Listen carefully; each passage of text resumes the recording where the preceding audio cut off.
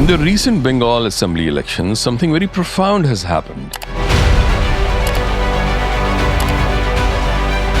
To describe this as merely a political shift would be to mistake a symptom for the underlying phenomenon. In Bengal, the speeches by Mamata Banerjee that had once been treated with ritual deference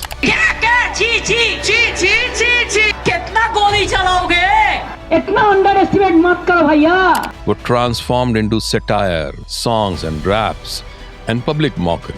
Om Jayanti Mangala Kali Bhadra Kali Kapalini. हम कह रहा हूँ, আমি বলছি। अच्छा बोलो तुम्हारी समस्या क्या है बोलो। An entire society seemed to finally exhale.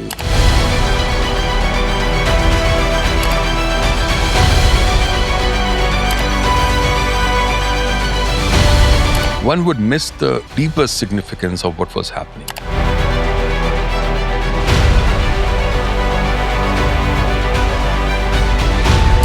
What we were really witnessing was a civilization testing its own voice after a prolonged period of constriction. A roar is important.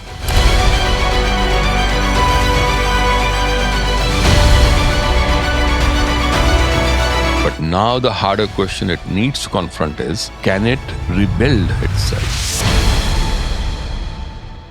In the recent Bengal assembly elections, something very profound has happened that in my view has not been adequately understood either by the rest of India or even by Bengal itself.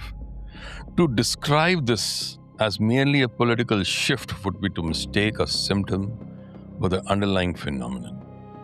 What occurred was not simply a change in the public mood, you see, it was a sudden release of social pressure that had accumulated over decades within a society that had become habituated to speaking in guarded, self-defeatist tones. Suddenly the people began to laugh and dance. That may sound trivial to those who have never lived under subtle disciplines of fear enforced by brutal regimes. But laughter in such circumstances is never trivial, you see.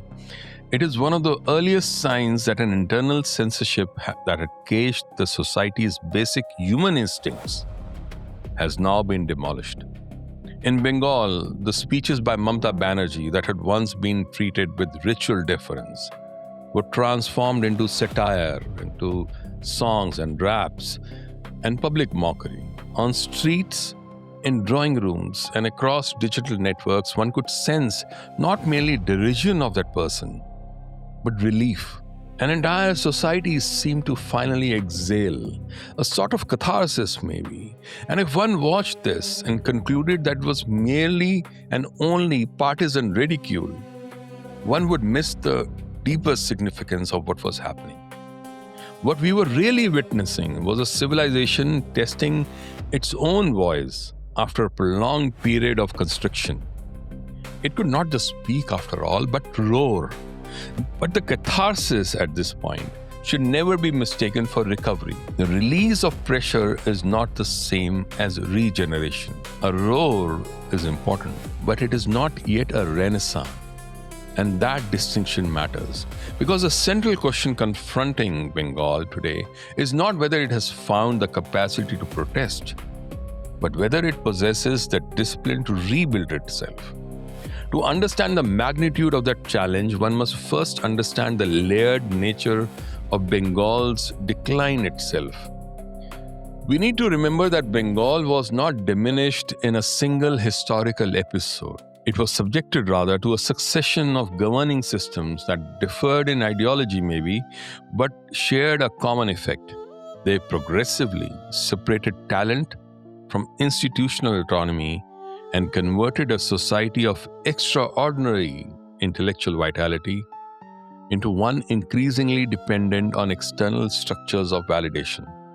Under British rule, for example, Bengal became a laboratory both of colonial administration and also one of the most astonishing centers of modern civilizational creativity. In Rabindranath Tagore, for example, Bengal found an intellectual poet who reimagined literature Ramakrishna Paramhans and Vivekananda revitalized the spiritual inquiry and carried it far beyond the borders of India. Jagdish Chandra Bose, Prafulla Chandra Roy, Satyen Bose, and Meghnad Saha, to just name a few, created a generational scientific advancements. Netaji Subhash Chandra Bose redefined political courage itself. Very few regions in modern world have produced such a concentrated constellation of brilliant and outstanding minds. And yet, the colonial rule imposed a subtle but enduring psychological template. Advancement came through institutions designed and controlled by others. Prestige, employment, and recognition were mediated through an external frame. Bengal remained brilliant, yes, but the architecture of reward increasingly lay outside itself. When the British departed, that frame did not disappear. It simply became nationalized. During the decades of left rule, the Communist Party replaced the colonial state as a principal dispenser of legitimacy. The academic appointments, the publishing opportunities, the cultural recognition, and economic permissions, all of them became deeply entangled with the political networks of the communists. The rhetoric was deceptively emancipatory, but the underlying structure, however, remained one of dependence. The outward forms of intellectual life survived. The debates continued, the journals persisted, the celebrated Adda retained its social prestige. But the productive core, the real productive core, that began to weaken. You were celebrated as long as you conformed. A society can preserve symbols of seriousness long after it has lost the habit that once made those symbols meaningful. It can continue to admire past achievements while gradually losing the institutional capacity to generate new ones. That, I would argue, is what happened in Bengal. When Mamata Banerjee rose to power, she inherited a society that remained intensely proud of its civilizational memory but increasingly fragile in its institutions.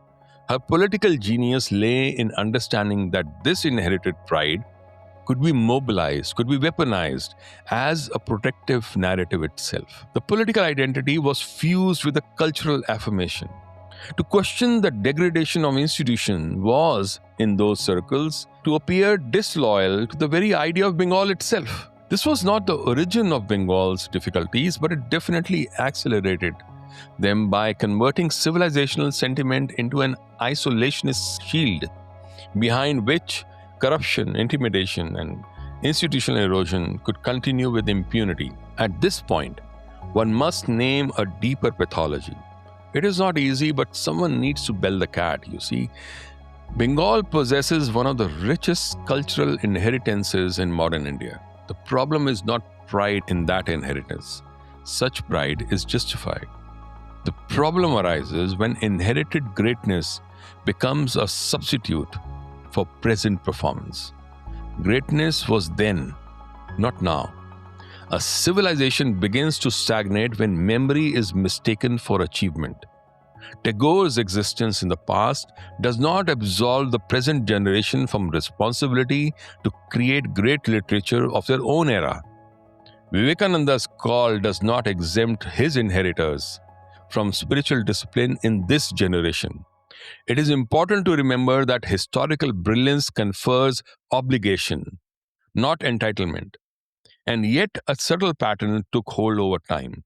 As entrepreneurs and scientists and doctors and professionals left Bengal in search of functioning institutions elsewhere, the exodus was too often rationalized rather than treated as a warning signal. Economic weakness was romanticized. Stagnation was recast as depth. Decline was interpreted as evidence of some form of high intellectual refinement. This is among the most dangerous forms of civilizational self-deception because it trains a society to reinterpret symptoms of decay as proof of superiority. Under such conditions, reform is experienced not as a renewal, you see, but as an insult. The culture develops an immune response against correction. In that hopeless scenario came the tragedy of R.G. Carr Medical College and Hospital. A shock so brutal that it shook Bengal's soul from its deep slumber. A young woman, whom many came to call as Abhaya, was raped and murdered within a public institution whose very purpose was care and protection. The horror of the crime was intensified by a widespread perception that institutional reflexes of Mamata Banerjee's administration were oriented primarily towards self-preservation rather than transparent accountability. At that moment, the tragedy ceased to be merely a criminal case. It became a revelation of and to the society. The issue no longer remained about one perpetrator or one investigation. The deeper issue was that a society which had long celebrated its political consciousness was forced to confront the possibility that its institutions had become structurally incapable of defending the innocent. And with that, the social consciousness had largely been frozen to conformity even in the face of extreme humiliation. The outrage that followed was therefore significant not simply because it was large, but because it appeared unusually spontaneous. Citizens who had grown accustomed to caution spoke with unexpected force. Doctors, students, and ordinary residents entered the public square with a seriousness that transcended routine partisanship. For the first time in many years, Bengal sounded like a society speaking in its own voice rather than through some prearranged political scripts that had become the norm. That fact is both profoundly hopeful and deeply unsettling. Hopeful because it demonstrated adequately that the moral core of the society still remained alive. Unsettling because it revealed how much pressure had been required to keep that core subdued. What then follows from this awakening that has swept the brutal and criminal regime of Mamata Banerjee away in a landslide? Well, history offers a sobering answer.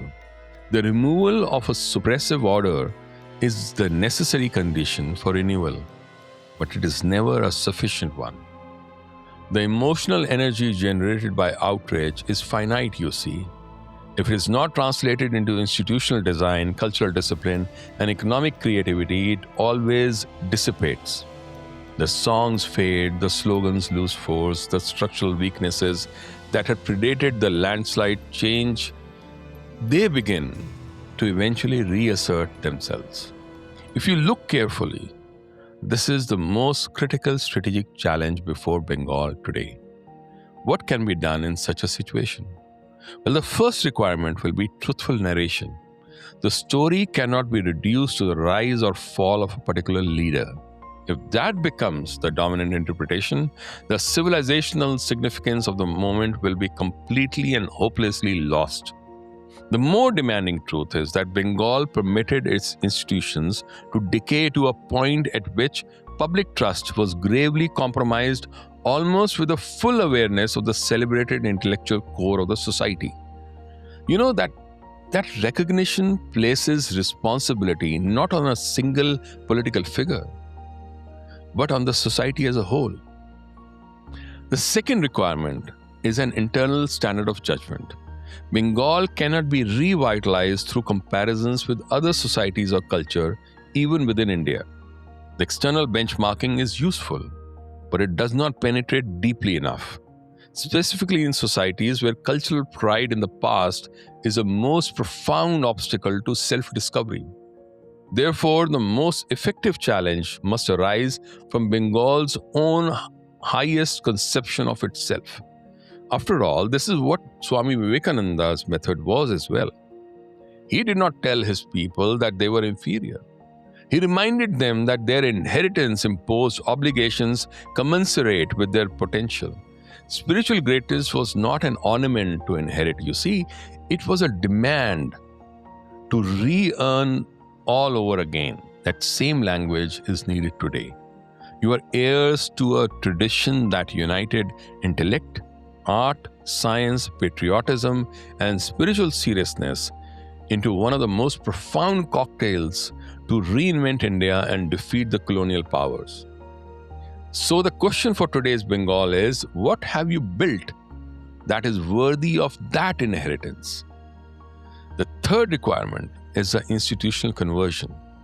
The present moment must be translated into durable structures. Universities which are insulated from patronage, hospitals governed by integrity, civic organizations independent of political dependency, and a business environment in which excellence is rewarded rather than driven away, they all need to be created. Without such institutional reconstruction, moral energy will remain emotionally satisfying but strategically sterile. The Bengali diaspora constitutes an extraordinary reservoir of human capital. Across the world, Bengalis occupy positions of influence in medicine, technology, finance, academia, and the arts. Many retain a profound emotional attachment to their homeland, but sentiment alone does not reverse the decline. What the diaspora seeks is a credible signal that Bengal intends to become governable, meritocratic, and future-oriented. When that signal becomes convincing, talent, capital, and institutional commitment can begin to return. Yet, beneath these strategic considerations lies a deeper question. What made Bengal exceptional was never simply intelligence. Many societies are intelligent. You see, Bengal's distinction lay in a particular orientation towards existence, a conviction that for decades it was obscured and humiliated by dependency, by performative pride, and by slow corrosion of institutions. When Bengal roared, it was this deep civilizational memory that ultimately spoke. Maybe not perfectly. Pain may not be fully articulated, you see, but the articulation was unmistakably clear. Bengal does not need additional praise, you see. It already knows the scale of its inheritance. Something important has happened in Bengal. A people long constrained have remembered that they finally possess a voice that matters immensely. But history will not judge Bengal by the intensity of its outrage to a decidedly criminal and sick regime. History will judge Bengal by what follows after that regime was defeated. Bengal roared, but now the harder question it needs to confront is, can it rebuild itself?